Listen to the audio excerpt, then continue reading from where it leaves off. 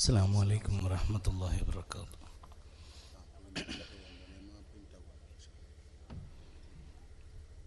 الصلاة والسلام عليك يا سيدي يا رسول الله.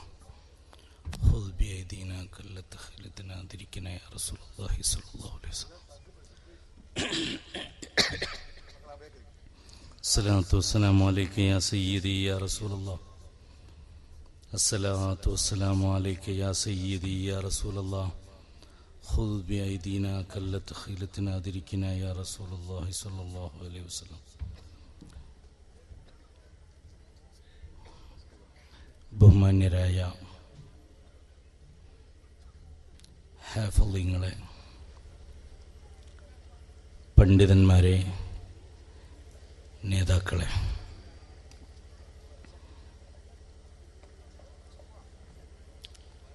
ലോകത്ത് ഒരു മനുഷ്യന്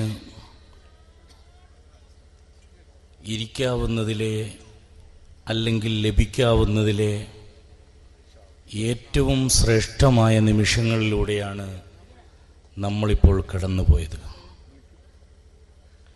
വിശുദ്ധ ഖുർആനിൻ്റെ ആത്മീയ തീരത്തൂടെ അതിൻ്റെ ആത്മീയമായ പ്രഭ ഉൾക്കൊണ്ടുകൊണ്ട് അള്ളാഹു ജീവിക്കാനും അതിനുവേണ്ടി പ്രവർത്തിക്കാനുമുള്ള തൗഫീഖ് നമുക്ക് നൽകുമാറാവട്ടെ. ഈ രാത്രിയിലെ ഈ നിമിഷങ്ങളിൽ പലപ്പോഴും ലോകത്തിൻ്റെ വ്യത്യസ്ത ദിക്കുകളിലായി സ്വരരാഗങ്ങൾ പെയ്തിറങ്ങുന്ന ഭൗതിക സുഖസൗകര്യങ്ങളുടെ ഗാനമാലകൾ പലതും ആലപിക്കപ്പെടുമ്പോൾ, ഇസ്ലാമുമായി ബന്ധമില്ലാത്ത അത്തരം വേദികൾ ഒരുക്കപ്പെടുമ്പോൾ അതിൽ നിന്നെല്ലാം വിഭിന്നമായി അള്ളാഹുവിൻ്റെ ഖുർആനാകുന്ന മുഅ്ജിസത്തിന്റെ അമാനുഷമായ ശൈലീ വിന്യാസത്തിലൂടെ കേൾക്കാനും ആ ഖിറാഅത്തിന്റെ തീരത്തിരുന്നുകൊണ്ട് ഖുർആനിനെ ആസ്വദിക്കാനും കഴിഞ്ഞത് വലിയൊരു അനുഗ്രഹമായിട്ടാണ് നമുക്ക് ബോധ്യപ്പെടുന്നത്. ഈ പരിപാടി ലോകത്തിന്റെ വ്യത്യസ്ത ദിക്കുകളിൽ ഇരുന്ന് നിങ്ങളുടെ നാട്ടിലുള്ള പ്രവർത്തകർ തന്നെ ഇത് ലൈവ് ചെയ്തുകൊണ്ടിരിക്കുന്നുണ്ട്. കാലടിയിലെ SKSSFന്റെ ഈ നാട്ടുകാർ മാത്രമല്ല ഇപ്പോൾ ഇത് കേട്ടുകൊണ്ടിരുന്നത്. അതിനിടയിൽ കുറച്ചു സമയം എൻ്റെ സുഹൃത്തുക്കളോടും ഞാനും അത് ഷെയർ ചെയ്തു. ഒരു 10-15,000 ആളുകളുള്ളൊരു ഫേസ്ബുക്ക് പേജിലൂടെ ഞാനത് ഷെയർ ചെയ്തപ്പോൾ തന്നെ അതിന് വന്ന പ്രതികരണം ഈ ആത്മീയ തീരത്തോടെ ഖുർആനിലൂടെ കടന്നു പോകുമ്പോൾ ഗൾഫിലിരുന്ന് ലണ്ടനിലിരുന്ന് പോലും സുഹൃത്തുക്കൾ അയച്ച മെസ്സേജുകൾ ഞാൻ വായിക്കുകയായിരുന്നു ഇപ്പം ഇവിടെ നിന്നുകൊണ്ട്. ഖുർആൻ അത്രത്തോളം മാസ്മരമാണ്. ഖുർആനിനെ ഖുർആനിനെ ഏതൊരു മനുഷ്യന്റെ മുന്നിൽ അവതരിപ്പിച്ചാലും ഖുർആൻ ഓതിക്കേൾപ്പിക്കപ്പെട്ടാൽ മാത്രം മതി. അതിന്റെ അർത്ഥങ്ങളൊന്നും നമ്മൾ പറയേണ്ടതില്ല, അർത്ഥകൽപ്പനകളും പറയേണ്ടതില്ല. ഒരാൾ പോയി ഒരാളുടെ മുന്നിൽ നിന്നുകൊണ്ട് ഖുർആൻ ഷരീഫിനെ ഒന്ന് ഓതിക്കേൽപ്പിച്ചാൽ അവൻ ഖുർആനിന്റെ തീരത്തേക്കെടുക്കും. കുറച്ചു ദിവസം മുമ്പ് മരണപ്പെട്ടു പോയ ബഹുമാന്യനായ മഹാനായി മാറിയ ഫൈസലിനെ നമുക്കറിയാം. മലപ്പുറം ജില്ലയിലെ കൊടിഞ്ഞിയിൽ നിന്ന് മരണപ്പെട്ടു പോയ മനുഷ്യൻ. ആ മനുഷ്യൻ ഇസ്ലാമിലേക്ക് വന്നതിനെ കുറിച്ച് അദ്ദേഹം ജോലി ചെയ്ത അദ്ദേഹത്തിന്റെ കഫീലായ അറബി പറഞ്ഞത് പത്രത്തിലൂടെ നമ്മൾ വായിച്ചതാണ്.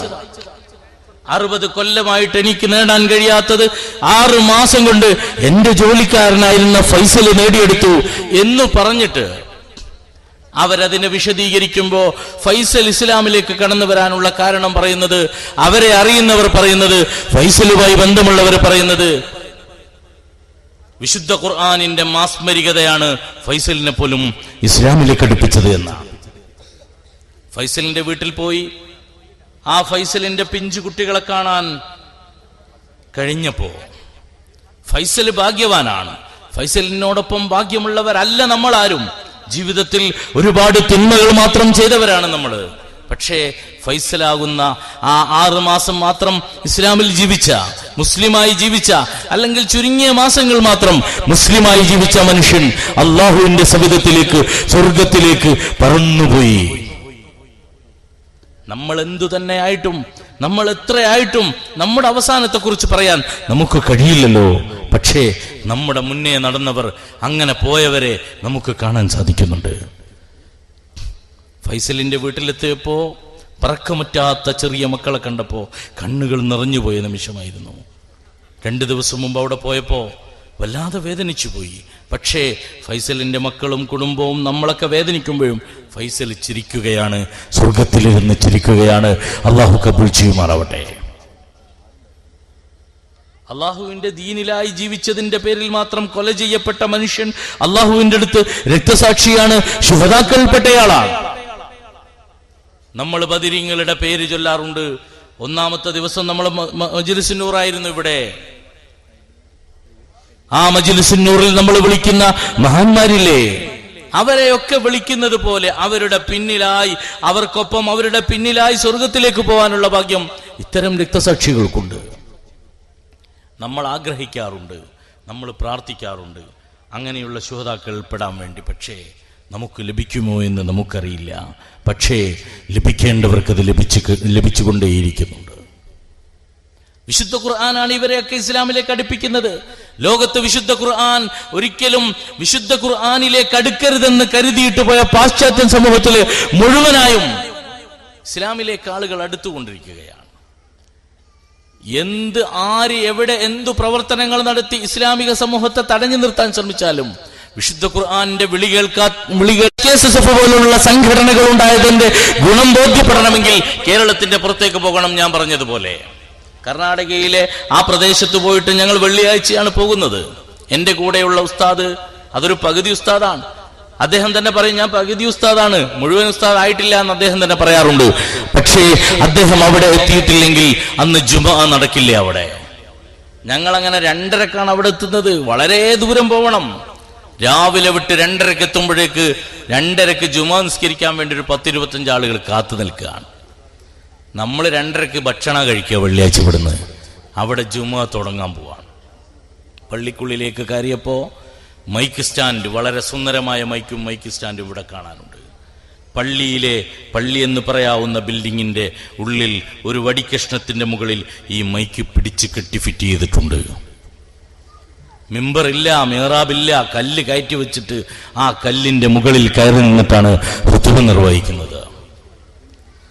അവിടെ ആ ജുമുഅ കഴിഞ്ഞ് പുറത്തിറങ്ങി വന്നപ്പോ അവിടെ പള്ളി ഉണ്ടാക്കാൻ വേണ്ടി ഒരു കുറ്റിയടി നടത്താൻ ഞങ്ങൾ കൂടെയുള്ള ഉസ്താദ് കുറ്റിയടിച്ചു. അങ്ങനെ പള്ളി ഉണ്ടാക്കാൻ വേണ്ടിയുള്ള ശ്രമവും ഞങ്ങൾ ആരംഭിച്ചു. 2-2.5 വർഷം മുമ്പ് ഞാൻ കണ്ട അനുഭവമാണ് പറയുന്നത്. അങ്ങനെ പുറത്തേക്ക് വന്നപ്പോ പുറത്തിറങ്ങിയ ആ നാട്ടിലുള്ള ആളുകളൊക്കെ പരിചയപ്പെട്ടപ്പോൾ അവിടെ മരിച്ചാലുള്ള രൂപങ്ങളെ കുറിച്ച് പറയുന്നത് കേട്ടു. നമ്മുടെ മഹത്വവും നമ്മുടെ നാട്ടിൽ സമസ്ത കേരള ജമിയത്തുൽ ഉലമയുടെ ഇൽമ കൊണ്ട് നമുക്കുണ്ടായ നേട്ടവും അതിന്റെ വലുപ്പവും മനസ്സിലാക്കാനാണ് ഞാൻ ഈ പറയുന്നത്. നമുക്കത് തിരിച്ചറിയാൻ ബുദ്ധിമുട്ടുണ്ടാവും, പക്ഷെ പുറത്തെത്തുമ്പോൾ മനസ്സിലാവുന്ന രൂപമാണ്. അവിടെ ഒരാൾ മരിച്ചാൽ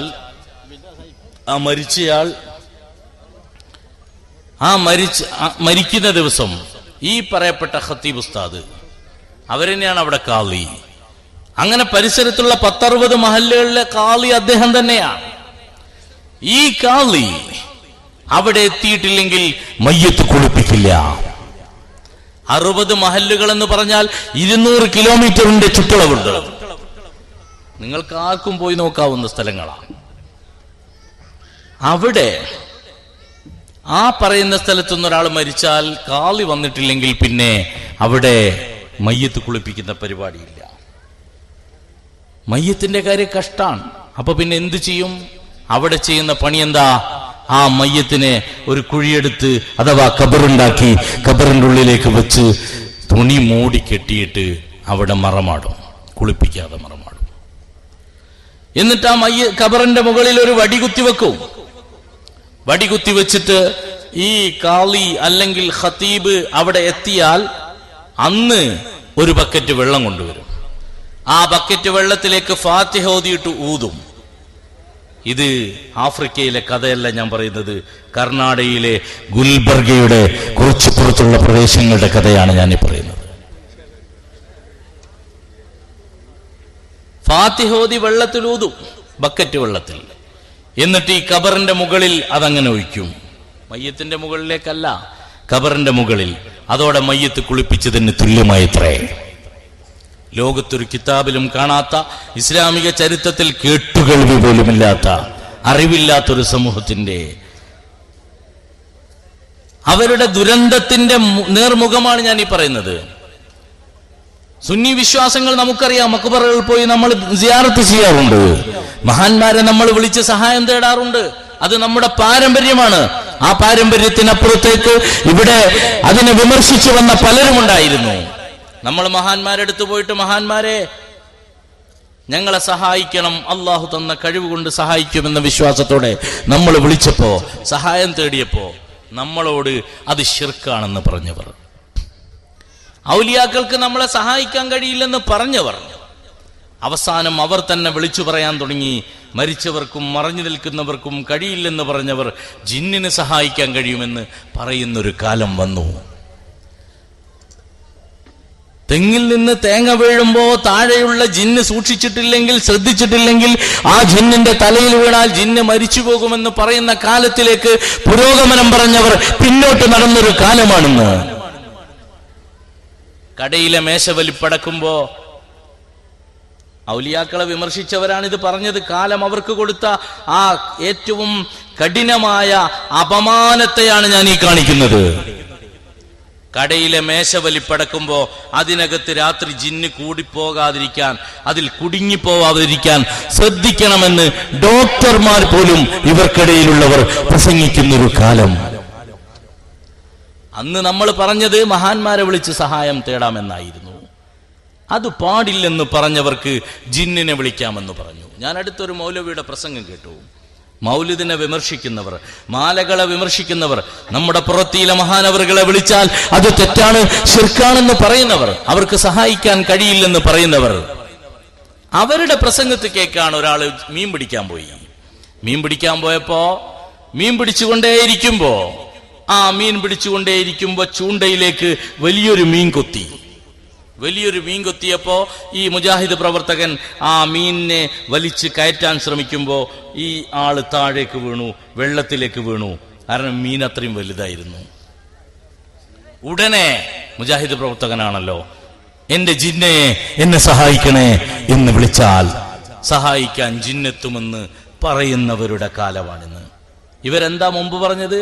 ജിന്നുമില്ല, ശൈത്താനുമില്ല എന്ന് പറഞ്ഞിട്ട് നമ്മെ വെല്ലുവിളിച്ചിട്ട് പറഞ്ഞിരുന്നു, ജിന്നുണ്ടെങ്കിൽ, ഔലിയാക്കൾ ഉണ്ടെങ്കിൽ ഞാൻ പ്രസംഗിക്കാൻ പോകുന്നത് തലശ്ശേരിയിലേക്കാണ്, എന്റെ വഴി മാറ്റിയിട്ട് കണ്ണൂരിലേക്ക് തിരിച്ചു വിടുമോ എന്ന് പ്രസംഗിച്ച് വെല്ലുവിളിച്ചവർ തന്നെ ഇവിടെ ഇപ്പൊ പറയാണ്, രാത്രി നിങ്ങൾ രാത്രിയോ പകലോ മീൻ മുറിച്ചിട്ട് മീനിന്റെ വെള്ളം കൊണ്ടുപോയി വീട്ടിൽ നിന്ന് പുറത്തേക്ക് ഒഴിക്കുമ്പോൾ സ്ത്രീകളെ ഭീഷണിപ്പെടുത്തുകയാണ്, പേടിപ്പെടുത്തുകയാണ്. പണ്ട് സ്ത്രീകളെ നമ്മൾ വീട്ടിനുള്ളിൽ ഒതുക്കിയിരുത്തുന്നു എന്ന് പറഞ്ഞവർ വീട്ടിനുള്ളിൽ പോലും സ്ത്രീകളെ ഇരിക്കാൻ അനുവദിക്കാതെ വിധത്തിൽ അവരെ ഭീഷണിപ്പെടുത്താണ്.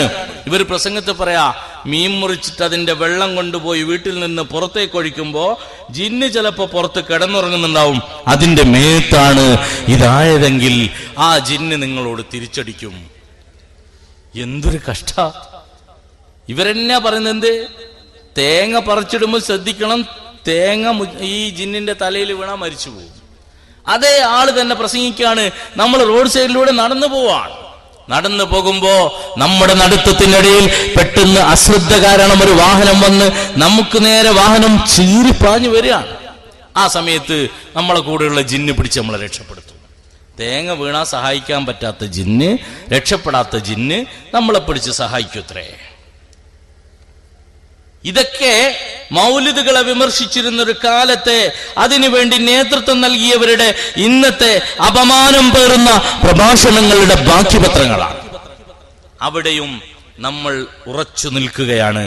സമസ്ത കേരള ജംഇയ്യത്തുൽ ഉലമ പറഞ്ഞ ഇത് റബീഉൽ അവ്വലിലേക്ക് കടക്കുന്ന സമയമാണ്. നമ്മൾ തിരുനബി സല്ലല്ലാഹു അലൈഹി വസല്ലം തങ്ങളുടെ ആ സ്നേഹത്തിന്റെ മദീനയെ നമ്മൾ കൺകുളിർക്കെ മനസ്സിൽ കാണുന്ന സമയത്തിലേക്ക് നമ്മൾ എത്തുകയാണ്. 2-3 ദിവസം കഴിഞ്ഞാൽ വിശ്വാസിയുടെ ഏറ്റവും സന്തോഷമുള്ള നിമിഷമാണ്. അതിനെയൊക്കെ വിമർശിച്ചവരാണ് അവസാനം ഈ അവസ്ഥയിലേക്ക് എത്തി നിൽക്കുന്നത്. അവിടെ ഒരു കാര്യം വ്യക്തമാവുകയാണ്. ഞാൻ എന്തിനാണ് ഇത് പറഞ്ഞതെന്നല്ലേ? സമസ്ത കേരള ജംഇയ്യത്തുൽ ഉലമ എന്ന മഹത്തായ പ്രസ്ഥാനത്തിന് നേതൃത്വം നൽകിയ വരക്കൽ മുല്ലക്കോയ അടക്കമുള്ള മഹാന്മാർ, ആ മഹാന്മാർ അവർ ഒരു പ്രസ്ഥാനമുണ്ടാക്കി വെച്ചിട്ടുണ്ടെങ്കിൽ അത് ഔലിയാക്കളാകുന്ന നേതാക്കളുടെ നേതൃത്വത്തിൽ ഉണ്ടാക്കിയ പ്രസ്ഥാനമാണ്. അതിന് പിഴക്കില്ല. കാരണം അത് കുത്തുബുസ്സമാൻ ഉണ്ടാക്കിയതാണ്. കാലഘട്ടത്തിന്റെ കുത്തുബുണ്ടാക്കിയതാണത്. അവർക്ക് പിഴക്കില്ല. കാരണം ഇലാഹിയായ ബന്ധത്തിലൂടെ, ഇലാഹിയായ നിയന്ത്രണത്തിലൂടെ മഹാന്മാരുടെ മദദ് കൊണ്ട് മാത്രം വളർന്ന് വലുതായി കുത്തുബുമാരായി മാറിയവരാണവർ. അതുകൊണ്ട് തന്നെ അവരുടെ വഴിയിൽ പിഴവുകൾ വരില്ല. അവരെ നിയന്ത്രിക്കാൻ മഹാന്മാരുണ്ടാവും. നമുക്ക് സംഭവിക്കുന്ന പിഴവുകൾ അവരുടെ മുന്നിലേക്ക് വന്നിട്ടില്ല. അതുകൊണ്ട് തന്നെ അവരുണ്ടാക്കിയ പ്രസ്ഥാനത്തെ ഒരിക്കലും മറ്റാർക്കും കൊണ്ടുപോകാനും കഴിയില്ല. ആ വഴി പിഴക്കില്ല. ആ വഴിയിൽ നിന്ന് പിഴച്ചു പോയാൽ തിരിച്ചു വരിക മാത്രമേ രക്ഷയുള്ളൂ എന്നാണ് ആ പറഞ്ഞതിന്റെ അർത്ഥം. ഇതാണ് യഥാർത്ഥ വഴിയെന്ന് നമുക്ക് ബോധ്യപ്പെടുകയാണ്. ഈ പറയുന്ന, ഞാൻ പറഞ്ഞല്ലോ, കർണാടകയിലെ ഉൾപ്രദേശങ്ങൾ ചെല്ലുമ്പോൾ അവിടെയുള്ള മുസ്ലിമിന്റെ ജീവിതത്തിന്റെ, ഇബാദത്തിന്റെ രൂപഭാവങ്ങളുടെ വ്യത്യാസങ്ങളെ നമ്മളിവിടെ പഠിക്കുകയാണ്. ഞാൻ അവിടെ കണ്ടു, പുറത്ത് നമ്മൾ ഔലിയാക്കളെ വിളിക്കുന്നത് പോലെ ഇൽമില്ലാത്തതിന്റെ പേരിൽ മരം കണ്ടാൽ അതിന്റെ അടുത്തുപോയി ബുധനാഴ്ചകളിലും വ്യാഴാഴ്ചകളിലും ചന്ദനത്തിരി പോലും കത്തിച്ചു വെക്കുന്ന മനുഷ്യരുണ്ട് അവിടെ. ആ ഫോട്ടോ എടുത്തു കൊണ്ടുവന്നിട്ടാണ് മുജാഹിദ് കാണിക്കുക, ഇതാ സുന്നി. നമ്മളെ സിറ്റിയിലും നമ്മളെ മുന്നിലും പുറത്തിലൊക്കെ മക്കാമുണ്ട്, അതവർ കാണിക്കില്ല.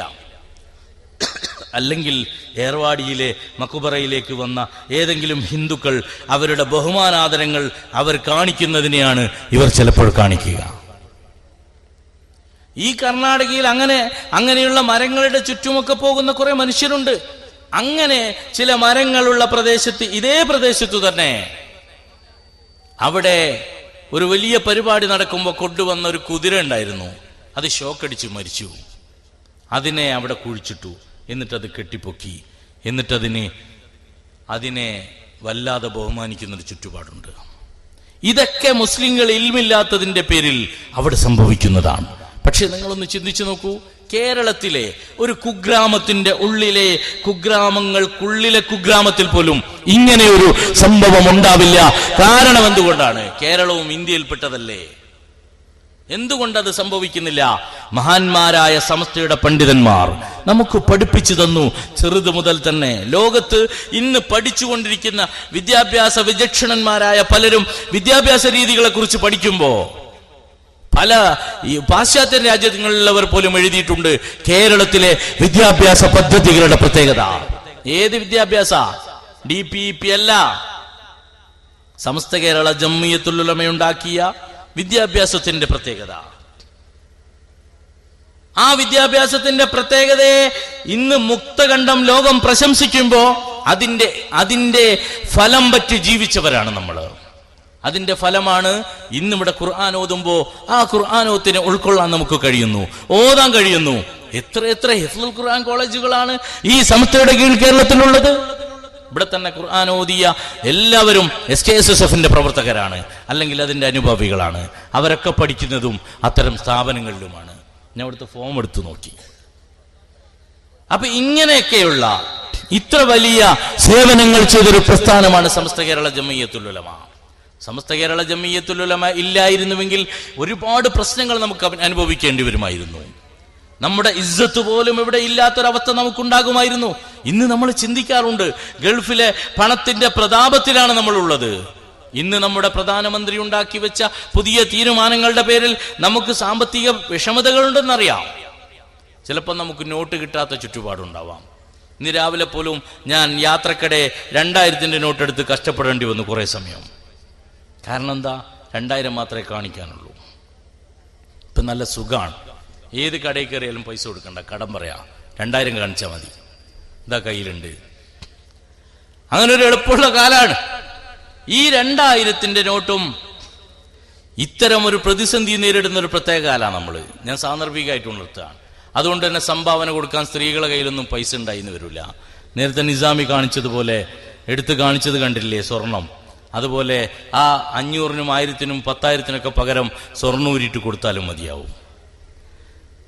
ഈ സദസ്സിന് വല്ലാത്ത പ്രത്യേകതയുണ്ട്. പ്രസംഗിക്കുന്ന എന്റെയോ ഇനി വരുന്ന മത്സരങ്ങളോ അല്ല അതിന്റെ പ്രധാനം. ഇതിനു മുമ്പ് നടന്ന വിശുദ്ധ ഖുർആൻ പാരായണ മത്സരം അത് വലിയ ഫലമുള്ളതാണ്. നാളെ നമ്മുടെ ഖബറിൽ, നാളെ നമുക്ക് മഹ്ശറിൽ, നാളെ അള്ളാഹുവിന്റെ അടുത്ത് വലിയ സ്വർഗീയ ഭവനങ്ങൾക്ക് വേണ്ടിയുള്ള വലിയ തെളിവുകളാവാൻ ഈ ഒരു മജ്ലിസ് തന്നെ നമുക്ക് മതിയാകും, വലിയ അനുഭവമായി മാറാൻ. സാമ്പത്തികമായ ഇത്തരം പുതിയ തീരുമാനങ്ങളുള്ള ഒരു കാലം. ഈ ഒരു സാമ്പത്തിക പ്രക്രിയക്ക് വേണ്ടി ഗവൺമെന്റ് ഉണ്ടാക്കി വെച്ച പുതിയ ശൃംഖലകളെ, പുതിയ ശ്രമങ്ങളെ നമ്മൾ കാണുന്നുണ്ട്. ഇതെല്ലാം ഉള്ളപ്പോഴും ഇതിന്റെ എല്ലാം ഇടയിൽ നിന്നുകൊണ്ടാണ് ഇത്ര വലിയ പദ്ധതികളൊക്കെ നമ്മൾ നടത്തുന്നത്. അതിന് വലിയ ചെലവുണ്ടാവും. പൈസ ഒന്നും വാങ്ങണ്ടെന്ന് തന്നെയായിരിക്കും അവർ പറയുന്നുണ്ടാവുക. പക്ഷേ ഈ വേദിക്ക് പൈസ ആവശ്യമില്ലേ?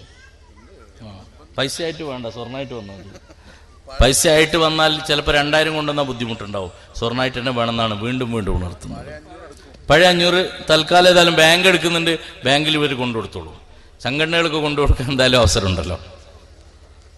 അപ്പൊ അതുകൊണ്ട് എന്തായാലും ഇത്തരം വേദികൾ നമുക്ക് ഇനിയും ഉണ്ടാവണം. നേരത്തെ ഇവിടെ വായിച്ചു കേട്ടില്ലേ, 1 ലക്ഷം രൂപയാണ് വിശുദ്ധ ഖുർആൻ ഹാഫിളിങ്ങൾക്ക് എൻ്റെ നാട്ടിൻ്റെ തൊട്ടടുത്തുള്ള കൗവായിലുള്ള മത്സരത്തിൽ കൊടുക്കുന്നത്. നിങ്ങൾക്കത് പറ്റാത്തത് കൊണ്ടല്ല, നിങ്ങൾ തുടങ്ങി വരുന്നതേ ഉള്ളൂ. അപ്പൊ അടുത്ത വർഷം ലക്ഷങ്ങൾ കൊടുക്കണം എന്നാണ് നിസാമി ഉസ്താദിന്റെ താല്പര്യം. എന്തോ 1 ലക്ഷം ആ സമയത്ത് പറഞ്ഞിരുന്നു, ഞാനത് ആവർത്തിക്കത്തില്ല, അത് വലിയ ലക്ഷമാണ്. അപ്പൊ അടുത്ത വർഷം നടത്തണം. കാരണം ഖുർആൻ ഹയാത്താവുകയാണ്. ഖുർആൻ ഇങ്ങനെ കുട്ടികളുടെ മനസ്സിൽ ഓതി ഓതി വളർന്നു വരുന്നൊരു സാഹചര്യം ഉണ്ടാവാൻ. മിനിയാന്ന് ഒരു രക്ഷിതാവ് എന്നെ വിളിച്ചു, കുട്ടിനെ ചേർത്താനാ വിളിച്ചത്. ആ ഉമ്മ വിളിച്ചിട്ട് എന്നോട് പറഞ്ഞു, എൻ്റെ മകളെ ചേർത്തണം. എത്രാം ക്ലാസ്സിലാണ് ചേർത്തുക എന്ന് ചോദിച്ചു. ഞാൻ പറഞ്ഞു 4ാം ക്ലാസ് മദ്രസ പഠിക്കുന്ന കുട്ടികളെയും അതിൻ്റെ മേൽപോട്ടുമാണ്. അപ്പോ ഞാൻ കരുതി 5ലോ 6ലോ എങ്ങാനുള്ള കുട്ടിയായിരിക്കും. അപ്പൊ ആ സ്ത്രീ പറഞ്ഞു, എൻ്റെ കുട്ടി LKG പഠിക്കുകയാണ്. തിരൂരുള്ള സ്ത്രീ വിളിച്ചതാണ്, ഒരു സയ്യിദ് കുടുംബത്തിലുള്ളതാണ്, സയ്യിദത്താണ് വിളിച്ചത്. അവർ പറഞ്ഞു LKGയിലാണ് പഠിക്കുന്നത്. ഞാൻ ചോദിച്ചു, എങ്ങനെയാണ് ഹോസ്റ്റലിൽ അങ്ങനെ ഒരു കുട്ടിനെ നിർത്തിയിട്ട് പഠിപ്പിക്കുക? അതുകൊണ്ട് അതിന് അവസരം ഇല്ലാത്തൊരു ബുദ്ധിമുട്ടുണ്ട് എന്ന് പറഞ്ഞപ്പോൾ ഈ ഉമ്മ പറഞ്ഞു, അവൾക്ക് അത്രയും താല്പര്യമാണ് ഇപ്പൊ തന്നെ ഖുർആനിൽ. മൊബൈലിൽ നമ്മളൊക്കെ കുട്ടികൾക്ക് ഗെയിം കൊടുക്കും. പക്ഷെ ആ സ്ത്രീ പറഞ്ഞത് കേട്ടപ്പോൾ ഞാൻ അത്ഭുതപ്പെട്ടു. ആ കുട്ടിക്ക് മൊബൈലിൽ ഡൗൺലോഡ് ചെയ്ത ഖിറാഅത്തുകളാണ് കേൾപ്പിച്ചു കൊടുക്കാറുള്ളത്. ഖിറാഅത്തുകൾ കേൾപ്പിച്ചു കൊടുത്തു. ആ കുട്ടി ഫാത്തിഹ പഠിച്ചിട്ടുണ്ട്, മറ്റു സൂറത്തുകളൊക്കെ ഇപ്പൊ തന്നെ നന്നായി പഠിച്ചിട്ടുണ്ട്. അമ്മ ജുസയിലെ ഏകദേശം ഭാഗങ്ങളിലെ ഒരുപാട് ഭാഗങ്ങൾ ആ കുട്ടി പഠിച്ചിട്ടുണ്ട്. എന്നോട് പറഞ്ഞു, ഉസ്താദേ നിങ്ങൾ എങ്ങനെയെങ്കിലും എടുക്കാൻ പറ്റുമോ നോക്കൂ എന്ന് പറഞ്ഞു. ഞാൻ പറഞ്ഞു, എടുക്കുന്നതിനുള്ള പ്രശ്നമല്ല, ആ ചെറിയൊരു കുട്ടിയെ താമസിപ്പിക്കാനുള്ള സൗകര്യത്തിന്റെ പ്രശ്നമുണ്ട്. അങ്ങനെ പറഞ്ഞപ്പോ അവർ പറഞ്ഞു, ഒന്ന് നിങ്ങൾ പരീക്ഷിച്ചു നോക്കൂ, മോളെ കൊണ്ടൊന്ന് ഓദിച്ചു നോക്കൂ എന്ന് പറഞ്ഞു. അങ്ങനെ ഫോണിൽ ഓദിച്ചു തന്നു. LKGക്ക് പഠിക്കുന്ന കുട്ടിയാണ് ഓതുന്നത്. ഞാൻ അത്ഭുതപ്പെട്ടു. മാഷാ അല്ലാഹ്, വല്ലാത്തൊരു അനുഭൂതിയായിരുന്നു അത്. ആ നിലയിലേക്ക് ഖുർആനുമായി ബന്ധപ്പെട്ട് ചെറിയ കുട്ടികൾ തന്നെ അത്തരമൊരു വികാരത്തിലേക്ക് കൊണ്ടുപോവാൻ രക്ഷിതാക്കൾക്ക് സാധിക്കും. ഇത്തരം മത്സരങ്ങൾ അതിലേക്കാണ് നമ്മളെ കൊണ്ടുപോകുന്നത്. വിശുദ്ധ ഖുർആൻ എപ്പോഴും ഓതാനുള്ളതാണെന്ന് നമ്മളെ പഠിപ്പിക്കുന്നു. പലരും പറയാറുണ്ട്, വിശുദ്ധ ഖുർആൻ അർത്ഥം അറിഞ്ഞിട്ട് പഠിച്ചാലാണ് അത്, അങ്ങനെയാണ് ആദ്യം പഠിക്കേണ്ടത്. ചില ആളുകൾ അങ്ങനെ പറയും. അർത്ഥം അറിഞ്ഞ് പഠിക്കേണ്ടെന്നല്ല പറഞ്ഞതിന്റെ അർത്ഥം. അല്ലെങ്കിൽ ഏതെങ്കിലും മുജാഹിദ് എഴുതി വെച്ച അർത്ഥങ്ങൾ പഠിച്ച് ഖുർആനെ വികലമാക്കണമെന്നുമല്ല പറഞ്ഞത്. അത് രണ്ടുമല്ല. വിശുദ്ധ ഖുർആനിന്റെ പ്രത്യേകത അത് പാരായണം ചെയ്യുമ്പോൾ തന്നെയാണ് അത് ഹൃദയത്തിലേക്ക് പകർന്നു തന്ന്, ഹൃദയത്തിൽ നിന്ന് ഹൃദയത്തിലേക്ക്, മനസ്സുകളിൽ നിന്ന് മനസ്സിലേക്ക്, നാവിൽ നിന്ന് മറ്റുള്ളവരുടെ മനസ്സിലേക്ക് അങ്ങനെ പകർന്നു പോകേണ്ടത് തന്നെയാണ്. അതിന്റെ മാസ്മരികത അതാണ്. നിങ്ങൾ ഒരാളുടെ മുന്നിൽ പോയി ഖുർആൻ അംഗീകരിക്കാത്ത, ഇസ്ലാമിനെ അംഗീകരിക്കാത്ത ഒരാളുടെ മുന്നിൽ പോയി പരീക്ഷിച്ചു നോക്കൂ. 2 ആയത്തെങ്കിലും അവർക്ക് നിങ്ങൾ ഓതിക്കൊടുത്താൽ, ആ 2 ആയത്തുകൾ ഓതുന്നത് കേട്ടാൽ അവരുടെ മനസ്സിൽ എന്നെങ്കിലും ഹിദായത്തിന്റെ വെളിച്ചം നമുക്ക് കാണാൻ സാധിക്കും. നമ്മളെ നിയ്യത്ത് കൂടി നന്നായ മതി. മണിക്കൂറുകൾ പ്രസംഗിച്ചിട്ട് കാര്യമില്ല. ഖുർആനിന്റെ മഹത്വം പ്രസംഗിച്ചിട്ടും കാര്യമില്ല. അതിനേക്കാളേറെ കാര്യമില്ല എന്നല്ല, അതിനേക്കാളേറെ ഫലം ചെയ്യുക വിശുദ്ധ ഖുർആനിന്റെ 2 ആയത്തെങ്കിലും ഒരാൾ കേട്ടാൽ അയാളുടെ മനസ്സ് മാറും. അത് ഉറപ്പാണ്. അത് വിശുദ്ധ ഖുർആൻ തന്നെ പറഞ്ഞതാണ്. അങ്ങനെ ഖുർആനിനെ ജനങ്ങളുടെ മനസ്സുകളിൽ നിരന്തരം ഇങ്ങനെ പാരായണം ചെയ്യപ്പെടുന്നതാക്കി മാറ്റാൻ നമുക്ക് സാധിക്കേണ്ടതുണ്ട്. നമുക്കറിയാം, വൈകുന്നേരങ്ങളിൽ സിക്ർ ചൊല്ലിയിരുന്നൊരു കാലമുണ്ട് നമ്മുടെ നാട്ടിൽ. മൗലിദുകളും മാലകളും ചൊല്ലിയിരുന്നൊരു കാലമുണ്ട് നമ്മുടെ നാട്ടിൽ. വേദനകൾ ഉണ്ടാകുമ്പോൾ, പ്രശ്നങ്ങൾ ഉണ്ടാകുമ്പോൾ, രോഗങ്ങൾ ഉണ്ടാകുമ്പോൾ അങ്ങനെ ചൊല്ലപ്പെട്ടിരുന്നൊരു കാലമുണ്ട്. അത് നമ്മളിൽ നിന്ന് പോയി കളഞ്ഞിട്ടുണ്ട്. പക്ഷേ ഇപ്പോൾ SYSന്റെ നേതൃത്വത്തിൽ നടന്നു വരുന്ന കേരളം മുഴുവൻ നടക്കുന്ന മജ്‌ലിസുൻ നൂർ അതിനൊരു പരിഹാരമായി മാറിയിട്ടുമുണ്ട്. അത് പരിശോധിച്ച് നിങ്ങൾക്ക് കാണാൻ കഴിയും. ഈ വരുന്ന കുറെ കാലങ്ങളായി ക്യാൻസറിന്റെ മാരകമായ പടർന്നു പിടിക്കുന്ന ക്യാൻസറാണ് നമ്മൾ കണ്ടുകൊണ്ടിരിക്കുന്നത്. പക്ഷേ മജ്‌ലിസുൻ നൂർ അത് ചൊല്ലിക്കൊണ്ടിരിക്കുന്ന ബദരീങ്ങളെ വിളിച്ചുകൊണ്ടിരിക്കുന്ന മഹല്ലുകളിൽ പോയി നിങ്ങൾ പഠനം നടത്തിക്കോളൂ. ഇതൊരു ചാലഞ്ചാണ്. നിങ്ങൾക്ക് കാണാൻ കഴിയും, അവിടെ രോഗങ്ങൾ കുറഞ്ഞത് കാണാം, ശൈത്താന്റെ ശല്യം കുറഞ്ഞത് കാണാം. രോഗങ്ങളെ കുറഞ്ഞു പോകുന്നത് നമുക്ക് ലൈവായിട്ട് കാണാൻ കഴിയും. ഞാൻ അത്ഭുതത്തോടെ ഓർക്കുന്നൊരു സന്ദർഭമുണ്ട്. എൻ്റെ ഫേസ്ബുക്കിൽ ഞാൻ ഇന്ന് യാദൃശ്ചികമായി ഒരു കൊല്ലം മുമ്പ് സുപ്രഭാതത്തിൽ വന്നത് ഇന്ന് ഞാൻ എടുത്തിട്ടുണ്ടായിരുന്നു. അതിന്നിവിടെ പറയാനിട്ടതാണെന്ന് എനിക്ക് തോന്നിയിട്ടില്ല. പക്ഷെ ഇപ്പോൾ അത് യാദൃശ്ചികമായി വന്നു. ഒരു കൊല്ലം മുമ്പ് സുപ്രഭാതത്തിൽ ഒരു വാർത്ത വന്നിരുന്നു. എന്താണ് വാർത്ത? ആ വാർത്ത വരുന്നതിന്റെ 2 ദിവസം മുമ്പ് ജാമിയ നൂരിയയിൽ വെച്ച് ഞാൻ ആ വ്യക്തിയെ നേരിട്ട്, ബഹുമാന്യരായ എൻ്റെ സുഹൃത്ത് ഹസൻ സക്കാഫിയുടെ കൂടെ നടന്നു വരുമ്പോ പട്ടിക്കാട് ജാമിയയിൽ നിന്ന് ആ മനുഷ്യനെ ഞാൻ കാണുകയും ചെയ്തിട്ടുണ്ട്. അയാളെ കൈ കൊടുത്തിട്ടുണ്ട്. എന്താ, മലപ്പുറം ജില്ലയിലെ ഒരു വ്യക്തി 5-ാം വയസ്സിൽ തന്നെ അയാളുടെ കാഴ്ച നഷ്ടപ്പെട്ടിട്ടുണ്ട്. 5-ാം വയസ്സിൽ കാഴ്ച നഷ്ടപ്പെട്ട ആ വ്യക്തി, ചെറിയ ആ പ്രായത്തിൽ തന്നെ രോഗം വന്ന് കാഴ്ച നഷ്ടപ്പെട്ട വ്യക്തി ബഹുമാന്യരായ അത്തിപ്പറ്റ ഉസ്താദിന്റെ അടുത്തേക്ക് പോയി. അത്തിപ്പറ്റ ഉസ്താദിന്റെ അടുത്ത് പോയിട്ട് അത്തിപ്പറ്റ ഉസ്താദിനോട് കാഴ്ചയില്ലാത്തതിന്റെ പ്രശ്നം പറഞ്ഞപ്പോ ഒരുപാട് മന്ത്രിച്ചു കൊടുത്തിട്ട് അത്തിപ്പറ്റ ഉസ്താദ് പറഞ്ഞു, 6 മാസം കൊണ്ട് ഇൻഷാ അല്ലാഹ് നിങ്ങൾക്ക് കാഴ്ച തിരിച്ചു കിട്ടും. ഇതാരെങ്കിലും പറയുന്ന എന്തെങ്കിലും അത്ഭുത കഥകളെ പോലെ തെളിവില്ലാത്ത വെളിവില്ലാത്ത കഥകളല്ല. അങ്ങനെയൊക്കെ ഉണ്ടാവാറുണ്ട് ലോകത്ത്. ഇല്ലാത്തതൊക്കെ പറയുന്നൊരു കാലാണ്. ചിലർ വിളിച്ചു പറയും, ഞങ്ങള് സ്വർഗത്തിലേക്ക് ടിക്കറ്റ് കൊടുക്കുന്നതൊക്കെ ഞങ്ങൾ കണ്ടിട്ടുണ്ട് എന്നൊക്കെ പറയുന്ന കാലാണ്. അങ്ങനെയൊന്നും ഞാൻ പറയുന്നില്ല. ഇത് സുപ്രഭാതത്തിൽ വന്ന് ആളുകൾ കണ്ട് അനുഭവിച്ച, ഇന്നും ജീവിച്ചിരിക്കുന്ന ഒരു മനുഷ്യന്റെ അനുഭവത്തെയാണ് ഞാൻ പറയുന്നത്. ആ മനുഷ്യൻ അത്തിപ്പറ്റ ഉസ്താദിന്റെ അടുത്തുനിന്ന് സന്തോഷത്തോടെ പോതും മജ്‌ലിസുൻ നൂർ ബദരീങ്ങളുടെ പേര് വിളിച്ച് ചൊല്ലാൻ നിർദ്ദേശിച്ചതുപോലെ അദ്ദേഹം തുടരുകയും ചെയ്തു. വീട്ടിലിരുന്ന് ചൊല്ലി മജ്‌ലിസുകളിലൊക്കെ പോവും. അങ്ങനെ അദ്ദേഹത്തിന് മജ്‌ലിസുൻ നൂറിന്റെ ആ മജ്‌ലിസിൽ ഇരുന്ന് ഇങ്ങനെ ചൊല്ലി വന്നപ്പോ 6 മാസമാകുമ്പോഴേക്ക് 5-ാം വയസ്സിൽ കാഴ്ച നഷ്ടപ്പെട്ട വ്യക്തി 41-ാമത്തെ വയസ്സാകുമ്പോഴേക്ക് അയാളുടെ 41-ാമത്തെ 35 കൊല്ലത്തിന് ശേഷം അയാളുടെ കാഴ്ച മജ്‌ലിസുൻ നൂറിൽ ഇരുന്നു കൊണ്ട് മാത്രം അയാളുടെ കാഴ്ച പൂർണ്ണമായും തിരിച്ചു കിട്ടി. എന്നിട്ട് ആ മനുഷ്യൻ മജ്‌ലിസുൻ നൂറിന്റെ സംസ്ഥാന തലത്തിലുള്ള വാർഷികം നടക്കാറുള്ളത് പട്ടിക്കാട് ജാമിയ നൂരിയയിലെ സമ്മേളനത്തിന്റെ 1-ാം ദിവസമാണ്. അന്ന് വൈകുന്നേരം താൻ മജ്‌ലിസുൻ നൂറിലിരുന്ന് ചൊല്ലിയിട്ട് കാഴ്ച ലഭിച്ച ആ മജ്‌ലിസുൻ നൂറിൽ പങ്കെടുക്കുന്നവരെ കാണാൻ ജാമിയയിലേക്ക് വന്നതായിരുന്നു. ഹസൻ സക്കാഫിയുടെ വീട്ടിലും അതിനു മുമ്പ് വന്നിട്ടുണ്ട് അദ്ദേഹം. കാഴ്ച തിരിച്ചു കിട്ടിയപ്പോ തന്നെ ഒരാഴ്ചയായിട്ടുള്ളൂ. ആ സമയത്ത് അദ്ദേഹത്തെ പരിചയപ്പെട്ടു, കൈകൊടുത്തു, സംസാരിച്ചു. ആ വാർത്ത ഇന്ന് കഴിഞ്ഞ കൊല്ലം വന്നത് ഇന്ന് വീണ്ടും ഞാൻ എടുത്തിട്ടുണ്ടായിരുന്നു. ആ മനുഷ്യൻ അവരുടെ ജീവിതത്തിലുണ്ടായ മാറ്റത്തെ നമുക്ക് തെളിയിച്ചു തരികയാണ്. നമ്മുടെ തൊട്ടടുത്ത് തൃക്കരിപ്പൂരിൽ ഒരു സ്ത്രീക്ക് ഇതുപോലെ മജ്‌ലിസുൻ നൂർ ചൊല്ലിയിട്ട് മാറ്റങ്ങളുണ്ടായി. ഇങ്ങനെ ആത്മീയമായ എല്ലാ ഗുണഗണങ്ങളും നമുക്ക് പറഞ്ഞു തരുന്നത് സമസ്ത കേരള ജമിയത്തുൽ ഉലമയുടെ പ്രത്യേകത മാത്രമാണ്. ഇവിടെ ഇല്ലാ കഥകൾ പറഞ്ഞ് ഇല്ലാ കറാമത്തുകൾ ഉണ്ടാക്കിയിട്ട് ആളെ വിളിച്ചു കൂട്ടേണ്ടുന്ന അവസ്ഥയില്ല. കാരണം എന്താ?